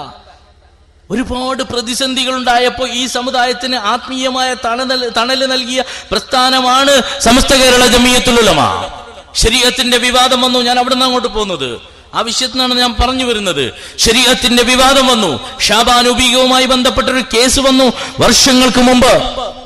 ആ സമയത്ത് കേരളത്തിലെ മുസ്ലിങ്ങൾക്ക് സമസ്ത കേരള ജമിയത്തുൽ ഉലമ എന്താണെന്ന് ബോധ്യപ്പെടുത്തി തന്നിട്ടുണ്ട്. അങ്ങനെ ബോധ്യപ്പെടുത്തി തന്ന ആ കാലത്ത് കേരളത്തിലെ വ്യത്യസ്ത സംഘടനകളുണ്ട്. മുജാഹിദ്, ജമാഅത്തെ ഇസ്ലാമി, തബ്ലീഗ് തുടങ്ങിയ എല്ലാ വിഭാഗം സംഘടനകളും സമസ്തയുമുണ്ട്. എല്ലാവരും യോജിച്ചുകൊണ്ട് ശരീഅത്തിന് വേണ്ടി പോരാടാൻ തീരുമാനിച്ചു. നമുക്കറിയാം, വരുന്ന 2-ാം തീയതി കണ്ണൂരിൽ വെച്ച് ശക്തമായ സമസ്തയുടെ നേതൃത്വത്തിലുള്ള പ്രതിഷേധ റാലി നടക്കുകയാണ്. ഏക സിവിൽ കോഡിനെതിരെ ശരീഅത്തിന്റെ സംരക്ഷണത്തിനായി എല്ലാ ചെറുപ്പക്കാരും വാഹനങ്ങളാക്കി, ഉള്ള വാഹനങ്ങൾ മുഴുവൻ ഉപയോഗിച്ചുകൊണ്ട് എല്ലാവരും 3 മണിക്ക് കണ്ണൂരിൽ എത്തിച്ചേരണമെന്ന് കൂടി ഞാൻ ഈ സമയത്ത് ആവശ്യപ്പെടുകയാണ്. അത് നമ്മുടെ ജിഹാദാണ്. ബദറിൽ ശുഹദാക്കൾ അവരുടെ ജീവൻ കൊണ്ടാണ് ദീനിനെ, അവരുടെ രക്തം കൊണ്ടാണ് രക്ഷപ്പെടുത്തിയതെങ്കിൽ, ദീനിന് വേണ്ടി പോരടിച്ചതെങ്കിൽ നമുക്ക് ഇന്ന് അതിന്റെ ആവശ്യമില്ല. നിയമവിധേയമായ വഴിയിലൂടെ പ്രതിഷേധ സമരങ്ങളിൽ അണിനിരന്നാൽ മാത്രം മതി. നമ്മള് അള്ളാഹുവിന്റെ ആ മഹാന്മാർ അന്നു ചെയ്തതിന്റെ ആ ദീനിനെ സംരക്ഷിച്ചതിന്റെ അനന്തര ഫലമായി നമുക്ക് ലഭിച്ച ഈ ദീന് ഇന്ന് നമ്മുടെ കൈകളിലുള്ളത് നമുക്ക് അതുപോലെ സംരക്ഷിക്കാൻ കഴിഞ്ഞാൽ, പ്രതിഷേധിച്ചാൽ, ഇത്തരം പ്രതിഷേധങ്ങളിൽ ഇടപെട്ടാൽ അള്ളാഹു നമ്മെ അതുപോലെ കബൂൽ ചെയ്യും. അള്ളാഹു കബൂൽ ചെയ്യുമാറാവട്ടെ. നമ്മുടെ നേതാക്കൾ വിളിക്കുകയാണ്, അതിന് സമസ്ത വിളിക്കുകയാണ്. വർഷങ്ങൾക്ക് മുമ്പ് ഞാൻ പറഞ്ഞില്ലേ, ഷാബാനുബീഗത്തിന്റെ പേരും പറഞ്ഞ് നമ്മുടെ ശരീഅത്തിനെ ഇല്ലാതാക്കി ഏക സിവിൽ കോഡ് കൊണ്ടുവന്നിട്ട് ഹിന്ദുവും മുസ്ലിമും ക്രിസ്ത്യനും എല്ലാവരും മതമില്ലാത്തവനും ഒരുപോലെ ജീവിക്കണമെന്ന് പറഞ്ഞു വരുന്ന, ഒരുപോലെ കല്യാണം കഴിച്ച് ജീവിക്കണമെന്ന് പറഞ്ഞു വരുന്ന ഒരു ചുറ്റുപാടുണ്ടായാൽ, ഇന്ന് കാണുന്ന പള്ളിയിലെ നിക്കാഹിന് പകരം നമ്മൾ പോയി രജിസ്ട്രാർ ഓഫീസിൽ നിന്ന് ചെയ്താൽ മതി എന്ന് പറഞ്ഞ് നമ്മുടെ സമുദായത്തിന്റെ ഉള്ളിലേക്ക് വിശ്വാസമില്ലാത്തൊരു സമൂഹത്തെ സൃഷ്ടിക്കാൻ, നമ്മുടെ സ്വത്ത് വീതിക്കുമ്പോ സ്വത്ത് വീതിക്കുന്നതിന് ഇസ്ലാം വിധിച്ച വിധിവിലക്കുകളെ അംഗീകരിക്കാത്ത രൂപത്തിൽ, നമുക്കൊരിക്കലും അംഗീകരിക്കാത്ത രൂപത്തിൽ വരുന്നൊരു കാലത്തെ മുന്നിൽ കാണേണ്ടിയിരിക്കുന്നു. നമ്മുടെ ശത്രുക്കൾ അത്രയും ശക്തരാണ്. ഇവിടെയും നമ്മുടെ ഐക്യത്തെ നാം തകർക്കാൻ പാടില്ല. നമുക്ക് മുജാഹിദിനോട് ഒരു ഐക്യവുമില്ല, ആദർശപരമായി വിരോധം തന്നെയാണ്. ജമാഅത്തെ ഇസ്ലാമിയുമായി ഒരു ഐക്യവുമില്ല.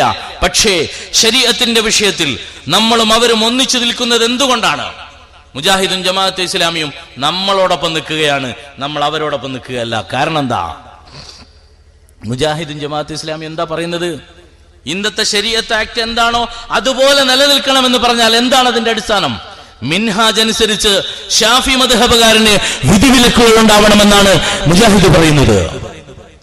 മദ്ഹബ് പാടില്ലെന്ന് പറയുന്ന മുജാഹിദ് പോലും ശരീഅത്ത് വിഷയത്തിൽ നമ്മളോടൊപ്പം നിന്നുകൊണ്ട് ശരീഅത്ത് ആക്ട് അംഗീകരിക്കണമെന്ന് പറഞ്ഞാൽ അതിന്റെ അർത്ഥം എന്താണ്? മദ്ഹബ് അനുസരിച്ച് കോടതിയിൽ ഉണ്ടാവണമെന്നാണ് അവർ പറയുന്നത്. പുറത്ത് മദ്ഹബിനെ എതിർക്കുന്നവരാണെങ്കിലും അവർ നമ്മോടൊപ്പം വന്ന് ശരീഅത്ത് സംരക്ഷണത്തിന് നിൽക്കുക, അല്ല നമ്മൾ അങ്ങോട്ട് പോവല്ല. കാരണം എന്താ? സമുദായത്തിന്റെ ജീവൽ പ്രധാനമായ പ്രശ്നമാണിത്. ഇവിടെ നമ്മളെല്ലാവരും ഒരു പ്ലാറ്റ്ഫോമിൽ ഒന്നിച്ചിരിക്കേണ്ടവരാണ്. ചില ആളുകളുണ്ട്, മന്ത്രിമാര് വിളിച്ചാൽ അവിടെ പിന്നെ അവർക്ക് മുജാഹിദും ജമാഅത്തൊന്നും പ്രശ്നമല്ല. ഞാനിങ്ങനെ ഓർത്തു നോക്കി, ഞാനൊരു ഫോട്ടോ കണ്ടു 1-2 മാസം മുമ്പ്. ഹജ്ജിന്റെ യാത്രയപ്പായിരുന്നു അത്. നൂഹ് നബിന്റെ കപ്പൽ പോലെയായിരുന്നു, എല്ലാ അതിലുണ്ടായിരുന്നു. അതിലാരും ഒഴിവില്ല. ഒരു പെണ്ണുണ്ടായിരുന്നു, ഒരു സിനിമാ നടയുണ്ടായിരുന്നു, മുജാഹിദും ഉണ്ടായിരുന്നു, ജമാഅത്തെ ഇസ്ലാമി ഉണ്ടായിരുന്നു, സമസ്തയുടെ നമ്മൾ ഉസ്താദ്മാരുണ്ടായിരുന്നു, അല്ലാത്തവരുണ്ടായിരുന്നു, എല്ലാം ഉണ്ടായിരുന്നു. പക്ഷെ അവിടെ വന്നിരുന്നു. ഹജ്ജ് യാത്രയപ്പിൽ എന്തു പ്രശ്നമാണ് നമുക്കുള്ളത്? പക്ഷെ പൊതുവേദിയിൽ ഒന്നിച്ചിരിക്കേണ്ടി വന്നാൽ ഒന്നിച്ചിരിക്കണമെന്ന് സമസ്ത നമ്മളെ പഠിപ്പിച്ചതുകൊണ്ട് നമ്മൾ ഉസ്താദുമാർ പോയിരുന്നു. പക്ഷേ ചിലരുണ്ട്, ആദർശബോധത്തിന്റെ പ്രോജ്വലിമ ഞങ്ങളുടേത് മാത്രമാണ് എന്ന് പറയുന്ന ചില ആളുകൾ. അവർ ഞങ്ങൾ അത്തരം വേദികളൊന്നും പോവില്ല എന്ന് പറഞ്ഞു. പക്ഷെ അവരെന്നെയാണെന്ന് അവിടെ പങ്കെടുത്ത് കൂടുതലും. പക്ഷെ ശരീഅത്തിന്റെ പ്രശ്നം വന്നപ്പോ അവരെ നമ്മൾ കണ്ടില്ല, അവിടെ കണ്ടില്ല. ഞാൻ ഓർക്കുകയാണ് കുഞ്ഞാലിക്കുട്ടി സാഹിബിന്റെ വാക്ക്, പുതിയാപ്പിളയാണോ എന്ന് ചോദിക്കുന്ന ചോദ്യങ്ങൾ. ഇത് ശരീഅത്താണ്, ഇത് ശരീഅത്താണ്, നമ്മുടെ വിശ്വാസമാണിത്. അഖീദ പറയുന്നവരോട് എനിക്ക് ചോദിക്കാനുണ്ട്, അഖീദയിലെ ഏറ്റവും വലുതേതാണ്? ഈ ശരീഅത്തല്ലേ? നമ്മുടെ വിശ്വാസത്തിന് വേണ്ടി പോരാടുന്ന ഒരു സമയത്ത്, അത്തരം വേദികളിൽ ഒന്നിച്ചിരിക്കേണ്ടുന്ന ഒരു സമയത്ത് മുമ്പ് ഒന്നിച്ചിരിക്കാതെയാണ് ഈ സമുദായം രണ്ടായി മാറേണ്ടി വന്നത്. വീണ്ടും അത് ആവർത്തിച്ചിരിക്കുന്നു. സുലൈമാനി ഫോറങ്ങൾ ഉണ്ടാവാം, ചായ മാത്രം കുടിപ്പിക്കുന്നവർ. അവർക്ക് ചിലപ്പോ ശരീഅത്തിൽ ചിലപ്പോ ചിന്തിക്കാൻ സമയം കിട്ടിയെന്ന് വരില്ല. അതുകൊണ്ട് തന്നെ അത്തരക്കാരൊന്നുമല്ല നമുക്ക് വലുത്, നമുക്ക് ശരീഅത്താണ് വലുത്. അതുകൊണ്ട് ഇത്തരം വേദികളിൽ നമ്മൾ സജീവമായി പങ്കെടുക്കണം. അത് നമുക്ക് പഠിപ്പിച്ചു തന്നത് ആരാണ്? സമസ്ത കേരള ജംഇയ്യത്തുൽ ഉലമയാണ്. അതിന്റെ നേതൃത്വത്തിൽ ആരായിരുന്നു? മഹാനരായ ശംസുൽ ഉലമ. ആരാ ശംസുൽ ഉലമ? നിങ്ങൾ ഒരുപാട് കേട്ടിട്ടുണ്ടാവാം, അവിടുത്തെ അവദാനങ്ങൾ ഒരുപാട് കേട്ടിട്ടുണ്ടാവും. ശംസുൽ ഉലമയുടെ പ്രത്യേകതയായി നമുക്ക് ഓർമ്മിച്ചെടുക്കാവുന്ന ഒരു സംഭവമുണ്ട്. മഹാനവറുകൾ ഒരുപാട് മഹാന്മാരുടെ മൗലിദുകൾ രചിച്ചിട്ടുണ്ട്. അതിലൊന്നാണ് സുൽത്താനുൽ ഹിന്ദ് ഖാജ മൊയ്നുദ്ദീൻ ചിസ്തി റളിയല്ലാഹു അൻഹുവിന്റെ പേരിലുള്ള അജ്മീർ മൗലിദ് രചിച്ചിട്ടുണ്ട്. അതിൽ ശംസുൽ ഉലമ പറയുന്നുണ്ട്, ചില ദിവസങ്ങളെ കുറിച്ചൊക്കെ പറയുന്നു. എന്നിട്ട് പറയാണ് അള്ളാഹുവിന്റെ ഔലിയാക്കളുടെ പ്രത്യേകത പറയാണ്. അൽ ഉലമ എന്ന് പറഞ്ഞാൽ ആരാണ്? അവർ അള്ളാഹുവിന്റെ പ്രവാചകന്മാരുടെ അനന്തരാവകാശികളാണ്. അൽ ഉലമനെയാണ് പറഞ്ഞത്. ശ്രേഷ്ഠരായ പ്രത്യേക പണ്ഡിതന്മാരെ എടുത്തു പറഞ്ഞുകൊണ്ട് ആ ആളുകളുടെ പ്രത്യേകത പറയുകയാണ്. എന്താ അവരുടെ പ്രത്യേകത? അവർ തിങ്കളാഴ്ച സുബ്ഹിയോടടുത്ത്, തിങ്കളാഴ്ച സുബ്ഹിയോടടുത്ത്, സുബ്ഹി ബാങ്കിനോടടുത്ത്, സുബ്ഹി ബാങ്കിന്റെ അവസാനത്തെ കലിമത്ത് കേൾക്കുമ്പോൾ അതിന് ഉത്തരം നൽകിക്കൊണ്ട് മരണപ്പെട്ടു പോകുന്ന മഹാന്മാരുണ്ടാവാറുണ്ട്. ആ മഹാന്മാരിൽ ഏറ്റവും പ്രധാനപ്പെട്ടയാളാണ് അജ്മീർ ഖാജ തങ്ങളെന്നും അത്തരക്കാർ അവരുടെ ജീവിതം ഈ വിധത്തിൽ അൽ ഉലമായിൽ പെട്ടതാണെന്ന് അടയാളപ്പെടുത്തിയിട്ടുണ്ടെന്നും മഹാനായ ശംസുൽ ഉലമ എഴുതി വെച്ചു. അജ്മീർ മൗലിദിൽ എഴുതി വെച്ചു. നിങ്ങളൊക്കെ എടുത്തു നോക്കിയാൽ നിങ്ങൾക്ക് കാണാൻ കഴിയും, അറബി അറിയുന്നവർക്ക് കാണാൻ കഴിയും. എന്നാൽ ഞാൻ ചോദിക്കുകയാണ്, ഞാൻ പറയുകയാണ്, ഈ എഴുതി വെച്ചത് സ്വന്തം ജീവിതത്തിൽ പോലും ഉണ്ടായി എന്നത് വലിയ അത്ഭുതമായിരുന്നു. ആ ശംസുൽ ഉലമയും വഫാത്തായത് അതുപോലെ തന്നെയായിരുന്നു. അതേ നിമിഷം, അതേ ദിവസം ആ മൗലിദിൽ എഴുതി വെച്ചതുപോലെ ആ ശംസുൽ ഉലമ വഫാത്തായി പോയി. നമ്മൾ നേരത്തെ പറഞ്ഞില്ലേ, ഫൈസൽ നമ്മിൽ നിന്നും വിട പറഞ്ഞു. നമുക്ക് മുന്നിൽ കാണാൻ പറ്റുന്ന വിധം ശുഹദാക്കളുടെ പട്ടികയിലേക്ക് പെട്ടുപോയി. അവരുടെ അവസാനം നമ്മൾ കണ്ടു. മഹാനായ ശംസുൽ ഉലമയെ നമ്മൾ കണ്ടിട്ടുണ്ട്. സുബ്ഹിയുടെ ബാങ്കോടനുബന്ധിച്ച് സിക്ർ ചൊല്ലിക്കൊണ്ട് തൊട്ടു മുമ്പ് യാസീനോദി എല്ലാ നിലയിലും പുഞ്ചിരിച്ചു വഫാത്തായ മഹാനവറുകളെ നമ്മുടെ മുന്നിലുണ്ട്. ആ മഹാനാണ് പറഞ്ഞത്, ശരീഅത്തിന്റെ പേരിൽ ഒന്നിച്ചിരിക്കാൻ നമ്മളോട് ആവശ്യപ്പെട്ടത്. അന്ന് ഞാൻ പറഞ്ഞ ഈ പറയപ്പെട്ട മദ്ഹബി പക്ഷപാതിത്വത്തെ അംഗീകരിക്കുകയാണ് ബിദ്അത്തുകാർ പോലും ഈ വിഷയത്തിൽ എന്ന് അന്ന് പഠിപ്പിച്ചത് ശംസുൽ ഉലമയായിരുന്നു. അന്ന് നമ്മുടെ പാർലമെന്റിൽ ഒരു പ്രധാന പ്രശ്നമുണ്ടായി. എന്തായിരുന്നു പ്രശ്നം? പാർലമെന്റ് ബില്ല് പാസാക്കുമോ, ശരീഅത്തിനെതിരെ വരുമോ എന്ന് ചിന്തിച്ചുകൊണ്ടിരിക്കുന്ന സമയത്ത് ഗുലാം മുഹമ്മദ് ബനാത്വാല, അദ്ദേഹത്തിന്റെ ഖബറിടം സന്തോഷപ്രദമാക്കി കൊടുക്കുമാറാവട്ടെ അല്ലാഹ്. ആ മനുഷ്യൻ ഇന്ത്യയിലെ മുസ്ലിങ്ങൾക്ക് വേണ്ടി ഓടി നടന്ന, രാപ്പകലില്ലാതെ അദ്ദേഹവും സേഡ് സാഹിബും ഒക്കെ ഓടി നടന്ന ഒരു കാലമുണ്ടായിരുന്നു. ആ മനുഷ്യനോട് അന്ന് പാർലമെന്റിൽ ഒരു പേഴ്സണൽ ബില്ല് കൊണ്ടുവരാൻ, ഒരു പ്രൈവറ്റ് ബില്ല് കൊണ്ടുവരാൻ ഉത്തരേന്ത്യയിലെ മഹാനായ പണ്ഡിതനായിരുന്ന അബുൽ ഹസൻ അലി നദ്വി സാഹിബ് പറഞ്ഞു. ലോകത്തെ ഏറ്റവും വലിയ പണ്ഡിതനാണ് അദ്ദേഹം. അദ്ദേഹം പറഞ്ഞു, നിങ്ങൾ ബില്ല് കൊണ്ടുവരണം. അപ്പോൾ ബനാത്വാല തിരിച്ചു ചോദിച്ചു, മൗലാന സാഹിബ്, ഞാനും സേഡ് സാഹിബും മാത്രം രണ്ടുപേർ മാത്രമുള്ള ഈ പ്രസ്ഥാനം പാർലമെന്റിൽ 500ഓളം വരുന്ന എതിർപക്ഷത്തുള്ള മുസ്ലിങ്ങളല്ലാത്തവരുടെ മുന്നിൽ പോയി ഇങ്ങനെയൊരു ബില്ല് കൊണ്ടുവന്നാൽ, ശരീഅത്തിന് അനുകൂലമായ ഒരു ബില്ല് കൊണ്ടുവന്നാൽ, ഒരു പ്രൈവറ്റ് ബില്ല്, ഒരു പേഴ്സണൽ ബില്ല് കൊണ്ടുവന്നാൽ അത് തള്ളിപ്പോകില്ലേ എന്ന് ചോദിച്ചപ്പോ നമ്മൾ പഠിക്കേണ്ടതും കേൾക്കേണ്ടതുമാണിത്. 989 കാലഘട്ടത്തിൽ കേരളത്തിലെ മുസ്ലിങ്ങൾ പിടഞ്ഞുകൊണ്ടിരുന്ന അവരുടെ ഹൃദയത്തിന്റെ മുന്നിൽ അവർക്ക് വിശ്വാസം നൽകുകയും അവരുടെ വികാരത്തെ വിശ്വാസത്തിന്റെ മേലെ പിടിച്ചു നിർത്തുകയും ചെയ്ത ഒരു അനുഭവത്തെയാണ് ഞാൻ ഇവിടെ പറയുന്നത്. ആ സമയത്ത് മൗലാന പറഞ്ഞു, നിങ്ങൾക്കത് പാസ്സാക്കിയെടുക്കാൻ സാധിക്കും. എങ്ങനെയാ സാധിക്കുക? എങ്ങനെ ഞാൻ പാസ്സാക്കുമെന്ന് ചോദിച്ചപ്പോ അവിടുന്ന് പറഞ്ഞു, നിങ്ങൾ ഒന്നുകൊണ്ടും പേടിക്കണ്ട. നിങ്ങൾ നേരെ ലക്ഷക്കണക്കിന് മുസ്ലിങ്ങൾ അധിവസിക്കുന്ന ഉത്തരേന്ത്യയിലേക്ക് വരണമെന്നല്ല, അല്ലെങ്കിൽ തമിഴ്നാട്ടിലേക്ക് പോകണമെന്നല്ല പറഞ്ഞത്. അവിടുന്ന് പറഞ്ഞു, അബുൽ ഹസൻ അലി നദ്വി പറഞ്ഞു, നിങ്ങൾ നേരെ കേരളത്തിലേക്ക് പോവുക. ബില്ലുണ്ടാക്കിയതിനു ശേഷം നേരെ കേരളത്തിൽ പോവുക. എന്നിട്ട് പാസ്സാകുമോ ഇല്ലേ എന്നറിയാൻ അവിടെ 2 പേരുണ്ട്, അവരോട് ചോദിക്കുക. ആരുടെ പേരുകളാണ് പറഞ്ഞത്? ബഹുമാന്യരായ നമ്മിൽ നിന്ന് മരണപ്പെട്ടു പോയ മഹാനായ പാണക്കാട് മുഹമ്മദ് അലി ശിഹാബ് തങ്ങളുടെ പേര് 1. 2, നമ്മൾ ആത്മാഭിമാനത്തോട് ചേർത്ത് വെച്ച് അഭിമാനപൂർവ്വം എപ്പോഴും ഓർക്കുന്ന പണ്ഡിത സൂര്യൻ എന്ന് നമ്മൾ വിളിക്കുന്ന, കടന്നു വരുമ്പോൾ പോലും ചിരിക്കുന്ന പുഞ്ചിരിക്കുന്ന പൂമുഖം നമ്മൾ കണ്ടിട്ടാണ് കടന്നു വരുന്നത് മഹാനായ ശംസുൽ ഉലമ.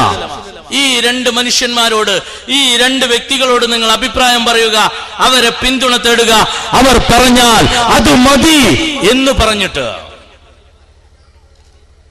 അബുൽ ഹസൻ അലി നദ്വി ബനാത്വാല സാഹിബിനെ കേരളത്തിലേക്ക് വിട്ടു.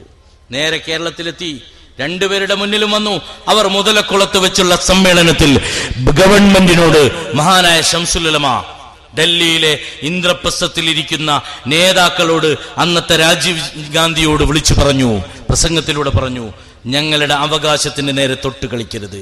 അങ്ങനെ വന്നാൽ ലക്ഷക്കണക്കായ വിശ്വാസികൾക്ക് ഞങ്ങളുടെ ശരീഅത്തിന്റെ സംരക്ഷണത്തിന് വേണ്ടി പോരാട്ടത്തിനിറങ്ങേണ്ടി വരുമെന്ന് ഒരു പ്രസംഗത്തിലെ 2 വാചകങ്ങൾ മാത്രം ഡൽഹിയിലേക്ക് ചൂണ്ടിപ്പറഞ്ഞപ്പോ രാജീവ് ഗാന്ധി തീരുമാനിച്ചു അവിടെ ആ ബില്ല് പാസാക്കിയെടുക്കാൻ. ആ സമയത്ത് പാർലമെന്റിൽ വെച്ച് കോൺഗ്രസിന്റെ മുസ്ലിം പേരുള്ള MP എഴുന്നേറ്റ് ഞാൻ അംഗീകരിക്കുന്നില്ലെന്ന് പറഞ്ഞപ്പോ അയാളുടെ ചെവിക്ക് പിടിച്ച് പാർട്ടി തന്നെ വിപ്പ് കൊടുത്ത് പുറത്തേക്ക് വലിച്ചെറിഞ്ഞിട്ട് ഷംസുൽ ഉലമയുടെയും മഹാനായ പാണക്കാട് തങ്ങളുടെയും തീരുമാനത്തെ പാർലമെന്റ് പാസാക്കിയെടുത്തു. അള്ളാഹു അതേ വിജയം ഇനിയും നമുക്ക് നൽകുമാറാവട്ടെ. ഇതിൽ നിന്ന് നമുക്ക് എന്ത് പഠിക്കാനുണ്ട്? മോദിയുടെ പേരൊരു സ്വാമി പറയുമ്പോഴേക്ക് സ്വാമി പറയുന്ന പേരിൽ മോദിയെ അപമാനിച്ചെന്ന് പറഞ്ഞ് ചെവിയിൽ കുശലം പറഞ്ഞ് വെള്ളവസ്ത്രം ധരിച്ചൊരു പണ്ഡിതൻ അതിന്റെ പേരിൽ മോദിയെ നല്ലത് പറയണമെന്ന് സ്റ്റേജിലേക്ക് സ്വാമിയെ തിരിച്ചുവിടുമ്പോ ആ തിരിച്ചു വന്ന സ്വാമി വിളിച്ചു പറഞ്ഞത് എന്താ? ഞാൻ ഈ വേദിയിൽ നിന്ന് 2 ദിവസം മുമ്പ് കോഴിക്കോട് ഉണ്ടായതാ, കോഴിക്കോട് കടപ്പുറത്ത്. വേദിയിൽ നിന്ന് തലതിരിഞ്ഞ അഥവാ അല്പം വട്ടുള്ള ആളാണ് പ്രധാനമന്ത്രി എന്ന് ഞാനിവിടെ പറഞ്ഞുപോയി. ഞാൻ ഈ വേദിയിൽ നിന്ന് അത് പിൻവലിക്കുന്നു. എന്നിട്ട് അയാൾ എന്താ പറഞ്ഞത്? പിൻവലിച്ച് നിർത്തിയില്ല, ഇനി എന്റെ ഏത് വേദിയിലെയും ആദ്യത്തെ വാചകം അത് തന്നെ ആയിരിക്കും, ഇവിടെ മാത്രം പിൻവലിക്കുന്നു. അപ്പൊ അയാൾ എന്തോ മനസ്സിലാക്കിയിട്ടുണ്ടാവും, ആ സാധു തെറ്റിദ്ധരിച്ചു, ഇവരയാൾ ആളാണോ എന്നൊക്കെ തെറ്റിദ്ധരിച്ചിട്ടുണ്ടാവും. അള്ളാഹു അങ്ങനെ ആക്കാതിരിക്കട്ടെ, നമുക്ക് അങ്ങനെ ദുആ ചെയ്യാൻ പറ്റുള്ളൂ. പക്ഷേ ഷംസുൽ ഉലമയും നമ്മുടെ പ്രിയപ്പെട്ട പണ്ഡിതന്മാരും സമസ്തയുടെ ബാനറിൽ നിന്നുകൊണ്ട് ശരീഅത്തിന്റെ സംരക്ഷണത്തിന് അന്ന് വിളിച്ചു പറഞ്ഞത് എന്താണോ അതാണ് ഇന്ന് സമസ്ത നിർവഹിച്ചുകൊണ്ടിരിക്കുന്നത്. ആ ഷംസുൽ ഉലമക്ക് ആദർശവീര്യം പകർന്നത് ആരാ? കണ്ണിയത്ത് ഉസ്താദാണ്. കണ്ണിയത്ത് ഉസ്താദിന്റെ പേര് കേട്ടാൽ തന്നെ ഏത് ബിദ്അത്തുകാരനും കണ്ണിയത്ത് ഉസ്താദിനെ ബഹുമാനിക്കുമായിരുന്നു, കണ്ടാലും ബഹുമാനിക്കുമായിരുന്നു. ഞാൻ ദീർഘിപ്പിക്കുന്നില്ല, ഇവിടെ ഇനിയും മത്സരം നടക്കാനുണ്ട്, അതുകൊണ്ട് ഞാൻ ചുരുക്കുകയാണ്. ആ മഹാനായ കണ്ണിയത്ത് ഉസ്താദ്, കണ്ണിയത്ത് ഉസ്താദിന്റെ സൂക്ഷ്മത അത് മാത്രം പറഞ്ഞ് ഞാൻ നിർത്തുകയാണ്. കണ്ണിയത്ത് ഉസ്താദിന്റെ സൂക്ഷ്മത എന്തായിരുന്നു? കണ്ണിയത്ത് ഉസ്താദിന്റെ നാട് വാഴക്കാടാണ്. വാഴക്കാട് നിന്ന് കണ്ണിയത്ത് ഉസ്താദ് ഉളു ഉണ്ടാക്കിക്കൊണ്ടിരിക്കുമ്പോ തന്റെ പോക്കറ്റിൽ ഉണ്ടായിരുന്ന 50 പൈസ, 50 കോടിയോ 40 കോടിയോ അല്ല, 50 പൈസ. ഇന്നത്തെ കാലമൊക്കെ നമുക്കറിയാം, നമ്മളെ കയ്യിൽ കുറെ പിരിച്ചുള്ള റെസീറ്റിൽ 40-50 കോടിയൊക്കെ ഉണ്ടാവും. അതിന്റെ കണക്ക് പോലും സൂക്ഷിക്കാത്തൊരു കാലത്താണ് നമ്മൾ ഈ 50 പൈസയുടെ കഥ പറയുന്നത്. കണ്ണിയത്ത് ഉസ്താദിന്റെ പോക്കറ്റിലുള്ള 50 പൈസ പോക്കറ്റിൽ നിന്ന് ഹൗദിലേക്ക് വീണു. ഹൗദിലേക്ക് വീണപ്പോ കണ്ണിയത്ത് ഉസ്താദ് ഗദ്ഗദ കണ്ഠനായി അവിടെ നിൽക്കുകയാണ്. എന്നിട്ട് തന്റെ പ്രിയപ്പെട്ട നാട്ടുകാരനായ ചെറുപ്പക്കാരനെ വിളിച്ചു പറഞ്ഞു, മോനെ എന്റെ 50 പൈസയിൽ പോയിട്ടുണ്ട്, അതൊന്ന് എടുത്തു തരുമോ? കണ്ണിയത്ത് ഉസ്താദിന്റെ നിർമ്മലമായ സ്വഭാവത്തെ അറിയുന്ന ആ നാട്ടുകാരനായ ചെറുപ്പക്കാരൻ ഹൗദിൽ നിന്ന് 50 പൈസ എടുത്ത് കണ്ണിയത്ത് ഉസ്താദിന് കൊടുത്തു. ഇന്ന് നമ്മൾ കണക്ക് ചോദിച്ചാൽ പറയും, അത് ഞങ്ങൾ കൊടുത്തതാ, ഞങ്ങൾ വാങ്ങിയതാ, ഞങ്ങൾ പിരിച്ചതാ, നിങ്ങൾക്ക് എന്താന്ന് ചോദിക്കുന്ന കാലത്താണ് ഈ 50 പൈസയുടെ കണക്ക് പറയുന്നത്. കണ്ണിയത്ത് ഉസ്താദ് പറഞ്ഞു, എനിക്ക് 50 പൈസ എടുത്തു തരുമോ? ചെറുപ്പക്കാരൻ എടുത്തു. കണ്ണിയത്ത് ഉസ്താദിന്റെ കയ്യിലേക്ക് 50 പൈസ കൊടുത്തു. കണ്ണിയത്ത് ഉസ്താദിന്റെ കയ്യിലേക്ക് പൈസ കൊടുത്തപ്പോ കണ്ണിയത്ത് ഉസ്താദ് ചെറുപ്പക്കാരനെ പോകാൻ അനുവദിച്ചില്ല, അവിടെ നിർത്തി. എന്നിട്ട് പറഞ്ഞു, മോനെ ഒരു മിനിറ്റ് അവിടെ നിൽക്കൂ. എന്നിട്ട് തന്റെ പോക്കറ്റിൽ നിന്ന് 2 രൂപ എടുത്തിട്ട് കണ്ണിയത്ത് ഉസ്താദ് ആ ചെറുപ്പക്കാരനെ കൊടുത്തു. അത് കണ്ടു നിന്ന നാട്ടിലെ കാരണവർ അത്ഭുതപ്പെട്ടു പോയി. 50 പൈസ ഹൗദിൽ പോകുന്നു, 50 പൈസ ഹൗദിൽ പോകുന്നു. പക്ഷെ പകരം അത് എടുത്തു കൊടുത്തയാൾക്ക് 2 രൂപ കൊടുക്കുക. കണ്ണിയത്ത് ഉസ്താദിനോട് ചോദിച്ചു, ഉസ്താദെ എന്താ ഇത്? മനസ്സിലായില്ല. 50 പൈസ വീണു, 2 രൂപ അതെടുത്തയാൾക്ക് കൊടുത്തു, 1.5 രൂപ എന്നാലും നഷ്ട. ഇന്ന് അങ്ങനെയാണോ? ഇന്ന് എത്ര കോടി കിട്ടുമെങ്കിലും അത് സ്വരൂപിക്കാൻ നടക്കുന്ന ആളുകളുടെ കാലമാണിത്. പക്ഷേ കണ്ണിയത്ത് ഉസ്താദ് പറഞ്ഞു, ഞാൻ ഈ 50 പൈസ ഹൗദിലിട്ട് പോയാൽ അള്ളാഹുവിൻ്റെ അടുത്ത് സ്വർഗത്തിലേക്ക് എൻ്റെ ഹബീബ് സല്ലല്ലാഹു അലൈഹി വസല്ലം തങ്ങളോടൊപ്പം ആദ്യമായി സ്വർഗത്തിലേക്ക് പോകുന്നവരിൽ പെടാൻ ആഗ്രഹിക്കുന്നയാളാണ് ഞാൻ. അറിഞ്ഞുകൊണ്ട് കണ്ണിയത്ത് അഹമ്മദ് ഒരു തെറ്റും ചെയ്തിട്ടില്ല. അതുകൊണ്ട് എനിക്ക് അതിൻ്റെ പേരിൽ അള്ളാഹുവിൻ്റെ അടുത്തൊരു ശിക്ഷ ഭയപ്പെടുന്നത് കൊണ്ടാണ് ഞാൻ അത് എടുപ്പിച്ചത്. അത് എടുത്തു തന്നതോടെ അള്ളാഹുവിൻ്റെ അടുത്ത് ഞാൻ രക്ഷപ്പെട്ടു. അതിന്റെ കാരണം ഈ ചെറുപ്പക്കാരനാണ്. ഇത്ര വലിയ പുണ്യത്തിന്റെ കാരണക്കാരനായ ചെറുപ്പക്കാരന് ഞാൻ 2 രൂപ കൊടുത്തു. അങ്ങനെ ജീവിച്ച കണ്ണിയത്ത് ഉസ്താദ്. ആ കണ്ണിയത്ത് ഉസ്താദിന്റെ പാതയല്ലാതെ മറ്റേത് പാത നമ്മൾ സ്വീകരിക്കുക? കണ്ണിയത്ത് ഉസ്താദിനെ ഓർക്കുമ്പോൾ വല്ലാതെ നമ്മൾ അത്ഭുതപ്പെട്ടു പോകുന്ന ഒരു ജീവിതത്തിന്റെ ഉടമയായിരുന്നു കണ്ണിയത്ത് ഉസ്താദ്. കണ്ണിയത്ത് ഉസ്താദ് ഒരിക്കൽ പെരിന്തൽമണ്ണയിൽ ഒരു സ്ഥലത്ത് മഴയില്ലാതെ ബുദ്ധിമുട്ടിയ കാലത്ത് ആ നാട്ടുകാർ ദുആ ചെയ്യാൻ കൊണ്ടുപോയി. കണ്ണിയത്ത് ഉസ്താദ് ദുആ ചെയ്തു. കണ്ണിയത്ത് ഉസ്താദിനെ നിങ്ങൾക്കറിയാലോ, പലർക്കും അറിയുന്നവരുണ്ട്. കണ്ണിയത്ത് ഉസ്താദിന് ദുന്യാവിന്റെ കാപട്യങ്ങളൊന്നും അറിയില്ല. ആ കണ്ണിയത്ത് ഉസ്താദിനെതിരെയും ആരോ കേസ് കൊടുത്തിരുന്നു അത്രേ. ഈ ശംസുൽ ഉലമയ്ക്കെതിരെയും ആരോ കേസ് കൊടുത്തിരുന്നു അത്രേ. അള്ളാഹു അത്തരം ഫിത്നകളിൽ നിന്ന് നമ്മുടെ നാടിനെയും നമ്മളെയും രക്ഷിക്കുമാറാവട്ടെ. കണ്ണിയത്ത് ഉസ്താദ് ദുആ ചെയ്യാൻ വേണ്ടി ആ സ്റ്റേജിലിരുന്നപ്പോ മഴയില്ലാത്തതിന്റെ ബുദ്ധിമുട്ട് കൊണ്ട് നാട്ടിലുള്ള എല്ലാവരും വന്നിട്ടുണ്ട്, സ്ത്രീകളും പുരുഷന്മാരും ഒക്കെ ഉണ്ട്. കണ്ണിയത്ത് ഉസ്താദ് ദുആ ചെയ്താൽ ആ ദുആയുടെ ഫലം അപ്പോൾ തന്നെ കാണുന്ന കാലമാണത്. പക്ഷേ കണ്ണിയത്ത് ഉസ്താദ് അള്ളാഹുവിനോട് പ്രാർത്ഥിച്ചു. തന്റെ ഏറ്റവും ശ്രേഷ്ഠമായ എപ്പോഴും വിളിക്കുന്ന യാ വദൂദ് യാ വദൂദ് യാ വദൂദ് വിളിച്ചിട്ട് കണ്ണിയത്ത് ഉസ്താദ് പ്രാർത്ഥിച്ചു. ദുആ ചെയ്ത് കഴിഞ്ഞു. കണ്ണിയത്ത് ഉസ്താദിന്റെ ദുആ കഴിഞ്ഞു. ജനങ്ങളെല്ലാം പോയെന്നേറ്റു. കണ്ണിയത്ത് ഉസ്താദ് സാധാരണ ദുആ ചെയ്താൽ മഴ പെയ്യും, പക്ഷെ മഴ പെയ്തില്ല. ഇന്നെങ്ങനെയാണ്? മഴ പെയ്യുന്നത് കണ്ടാൽ ദുആ ചെയ്യും. മഴ പെയ്യുന്നത് കണ്ടാൽ ദുആ ചെയ്യും. ആരെങ്കിലും പറഞ്ഞു കൊടുക്കും, ഉസ്താദെ ദുആ ചെയ്തോളൂ, മഴ പെയ്യുന്നുണ്ട്, അപ്പോ ഞാൻ ചിലപ്പോൾ ദുആ ചെയ്യാം. ഞാൻ കാലത്തിന്റെ ഗതിവിഗതികളെ കുറിച്ച് പറയാൻ, അല്ലാതെ നമ്മൾ കാണാറുണ്ടല്ലോ, നമ്മളെ ഈ എല്ലാ പുസ്തകങ്ങളിലൊക്കെ കാണൂലേ, ഈ കഥക്ക് ഇന്ന് ജീവിച്ചിരിക്കുന്നവരുമായോ നിലവിലുള്ളവരുമായോ ഒരു ബന്ധവുമില്ല എന്ന് പറഞ്ഞ്. അതുപോലെ ഞാൻ പറയുന്ന വിഷയങ്ങൾക്ക് ആരുമായി ഒരു ബന്ധവുമില്ല. ആർക്കെങ്കിലും ബന്ധമുണ്ടെന്ന് തോന്നുന്നുവെങ്കിൽ അത് അതിന്റെ ഭാഗമായുള്ള ബന്ധമായിരിക്കാം എന്നുകൂടി പറയുന്നു. അപ്പൊ കണ്ണിയത്ത് ഉസ്താദിന് ഇതൊന്നും അറിയില്ല. കണ്ണിയത്ത് ഉസ്താദ് ദുആ ചെയ്തപ്പോ മഴ പെയ്തത് മാത്രമേ കണ്ണിയത്ത് ഉസ്താദ് കണ്ടിട്ടുള്ളൂ. കണ്ണിയത്ത് ഉസ്താദിന് ലോകത്തിന്റെ കഥ അറിയില്ലല്ലോ, എല്ലാവരും എഴുന്നേറ്റ് പോവാൻ. പക്ഷേ ഇന്നത്തെ പോലെ ഹൈസ്പീഡ് ഓപ്പറേറ്റർമാരൊന്നുമല്ല മൈക്കിന്റെ. അതുകൊണ്ട് തന്നെ ഓപ്പറേറ്റർമാരും എല്ലാം മൈക്കൊക്കെ ഓഫ് ചെയ്തിട്ട് എഴുന്നേറ്റാൽ മതി എന്നുള്ള നിലയിൽ ഓഫ് ചെയ്യാൻ അടുത്ത് തന്നെ പോകണം. പണ്ടത്തെ സിസ്റ്റം അങ്ങനെയാണ്. അപ്പൊ മൈക്ക് അവിടെ വെച്ചിട്ടുണ്ട്, കണ്ണിയത്ത് ഉസ്താദ് മുന്നിലിരിക്കുന്നുണ്ട്. പക്ഷേ കണ്ണിയത്ത് ഉസ്താദ് മൈക്ക് ഓഫ് ചെയ്യാത്തതൊന്നും കണ്ണിയത്ത് ഉസ്താദ് അറിയില്ല. കണ്ണിയത്ത് ഉസ്താദ് ദുആ കഴിഞ്ഞ് ജനങ്ങൾ പോയിക്കൊണ്ടിരിക്കുമ്പോൾ കണ്ണിയത്ത് ഉസ്താദ് അള്ളാഹുവിനോടൊരു ചോദ്യമാണ്, പടച്ചോനെ ഈ കണ്ണിയത്ത് അഹമ്മദ് എന്ത് തെറ്റാ ചെയ്തത്? നിന്നോട് ചോദിച്ചപ്പോഴൊക്കെയും നീ നിന്റെ ചോദ്യത്തിന് ഉത്തരം തന്നിട്ടുണ്ടല്ലോ. ഇന്ന് ഞാൻ മഴ ചോദിച്ചിട്ട് നീ എനിക്ക് തന്നില്ലല്ലോ പടച്ചോനെ, നീ മഴ തരാതെ ഞാൻ ഇവിടുന്ന് പോവില്ല. ഇന്നും അതിൻ്റെ അനുഭവസ്ഥരെ എൻ്റെ കൂടെ വന്നാൽ പെരിന്തൽമണ്ണക്ക് പരിസരത്ത് ഞാൻ കാണിച്ചു തരും. ഞാൻ ആളെ കണ്ടെത്തിയിട്ടുണ്ട്.